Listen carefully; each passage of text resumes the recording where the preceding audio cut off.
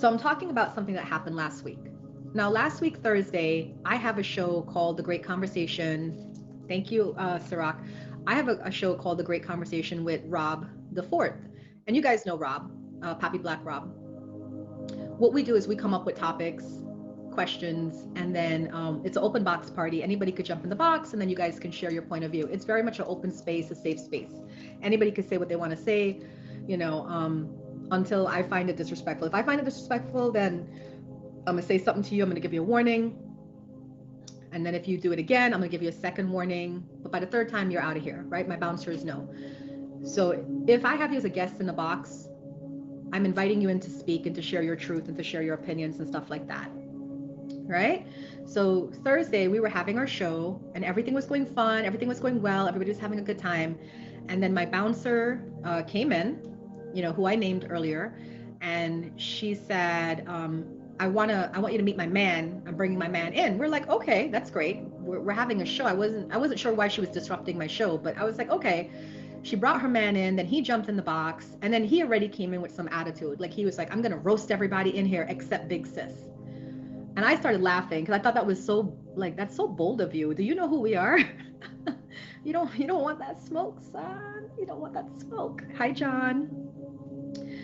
But he came in the box and he attempted to roast, but everybody was on it, you know. And I have a friend, his name is Freak. He was in the box and he went in. But then right, Nick? But then she got in the box and I'm thinking this is for comment because no, she kept writing in the comments, I want to talk to you about my business. I want to talk to you about my business. And I was like, all right, we're wrapping up our show. I'll just let her in the box because she was saying she wanted to talk about her business. So she came in the box. Bray, thank you. She came in the box. Thank you, Z. And then this is literally what she said. I have a secret to share and my man don't know about it. Now the man she's talking about is the guy sitting right here in the box that was trying to roast everybody. So I got a little bit nervous because I'm like, this is looking very much like this is going to turn into a Jerry Springer thing. And I'm debating in my head. I'm like, is it going to be polite enough that we can air it, or is it going to go south? Well, I took too long to deliberate because this woman started talking. She started talking about how she was a stripper. And what I'm sharing with you is public knowledge. I'm not sharing secrets. She came on my stream and she said this. Now she's a 20-something-year-old female. And she said that she slept with over 1,000 men and that she was a stripper and that she slept with men for money. Great. I have friends that are sex workers. I don't judge. But the thing was, her story wasn't adding up because she was also saying that she's on disability. She has like a tube in her and that she has 3 children and she lives in a group home with her 3 children. So I just had a lot of questions because, like, one, I know if you're on disability, like you can't make money or you can't make a lot of money. And then I'm wondering, with your disability, how are you stripping? But I am being polite and I'm thinking all this in my head. And my friend, who, God bless his soul, I don't know if I think he just thinks out loud. He wasn't thinking it in the head. He was thinking out loud. And he said, so you're a disabled stripper. I laughed out loud. Now, I didn't laugh at the fact that that technically is what she was. I laughed at how it came out. Right, Kuka? Because the way he said it, he was very serious because he was really trying to figure this out. So I laughed, and then her dude got mad and he was like, don't disrespect her. I said, no, he's not disrespecting her. I said, we don't understand. I said, really and truly, we have a problem with you, because what she told us was she has a child with this man. But I didn't understand that because I knew she had 3 children with one man. So I said, is this the man that's the father of your 3 children? She said, no, I have a child with him. I said, so you have 4 children? She said, no, actually he has a daughter and I'm going to adopt her. And I said, wait a minute now, but don't you live in a group home?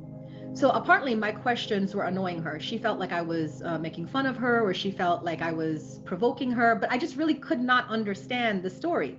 Well, come to find out, whatever she was saying was not true. She lied on the man. The man said, I've only been talking to her for a month. I don't know this woman. I'm not sending my daughter to live with her. I don't know her. And we said, oh, okay. I said, so sir, I said, our problem is not with you. Our problem is with her, because she just came in here and lied on you. And now everybody's coming on you, because we're all like, why would you send your daughter to go live with a female that you don't know, that you just met, that she's already struggling? Like, in fact, why aren't you sending her like maybe money to help her, or help her out? So it was a very confusing thing. So my friend Freak, Matt was not mathing. So my friend Freak was saying the other things too. My bouncer kicked my friend out my stream. Hey Jay. Now that really shocked me, because I'm a bouncer in many of y'all's streams, and awesome, good morning. And I would never go to, let's say if Z is having a stream, I would never go to her stream, and if I have a personal vendetta or problem with somebody, kick them out the stream because they were personally harassing me or whatever. Like, that's wrong. That's my stream. So I was thinking it, but Belly wrote in the comments, like everybody knew. She's like, you got to unbounce her. She can't be a bouncer in here anymore. And I said, duly noted, you're right. And I unbounced her. But I said to her, I said, you know, Gemini, I said, what you did was wrong, because this was a conversation. He was not making fun of you or your man. We were asking questions, and I understand it started to get like a little hot for you. But at that point, you know, you could have said something, right? But to kick somebody out of my stream, like, no, I'm going to unbounce you. So then she started getting rowdy in the, you know, Uma's a BITCH and Uma's a HOE and all this other stuff, right? So then, of course, my bouncers are going to kick her. So then at that point, I said, look, at the end of the day, she's still in the family. She's a young female. She's worked up, but I'm just not going to have her as a bouncer. But then she went on my IG, and then wrote a comment under one of my posts. Uma is a thirsty BITCH, she a hoe, all she want is D, and all this other stuff on my Instagram. Right. So, right, Nick? So, right, Kyle? So, I, at that point now, you forced my hand. So now I had to remove her from my family. I had to tell my family she's no longer part of the family. And then I had to now block her on all my social media accounts, right? Now I know she's saying stuff about me and whatever.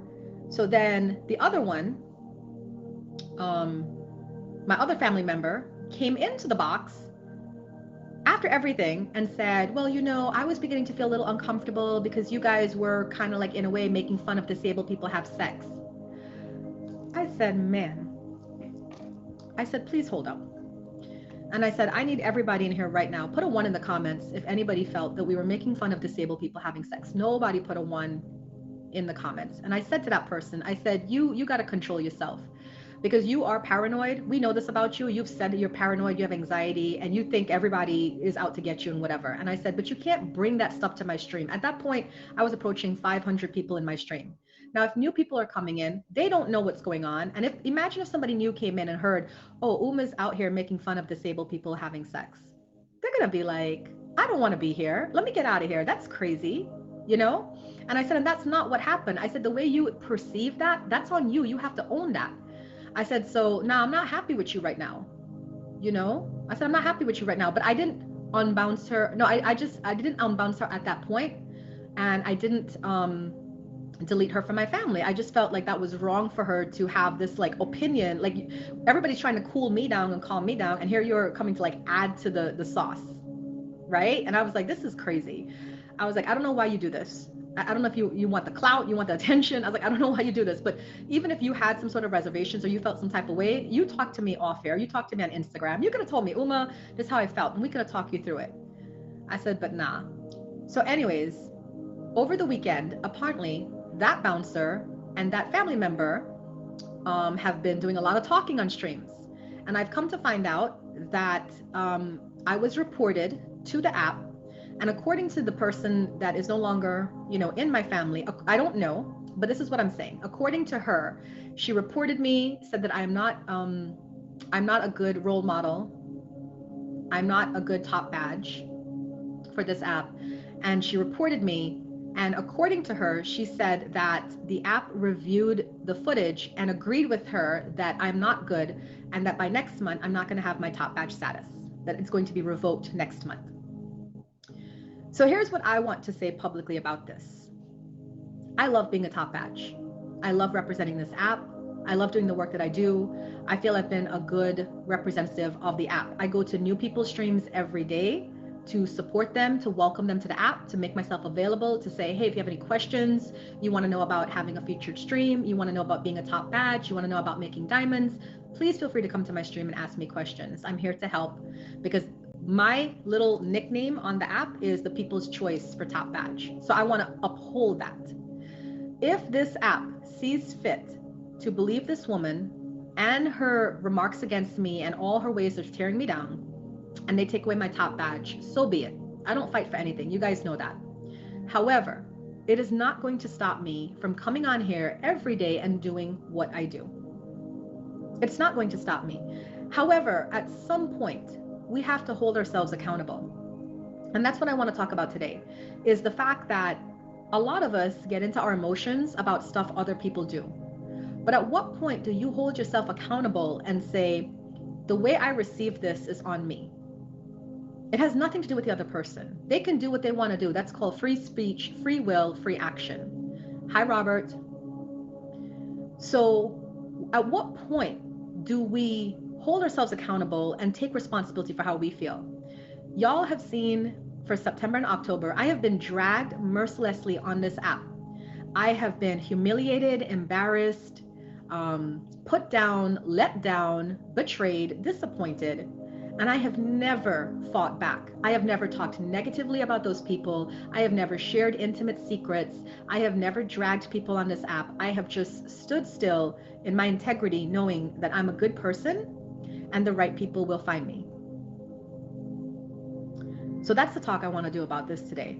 It doesn't matter, guys, if my top badge is taken away. I feel in my heart I'm a top badge.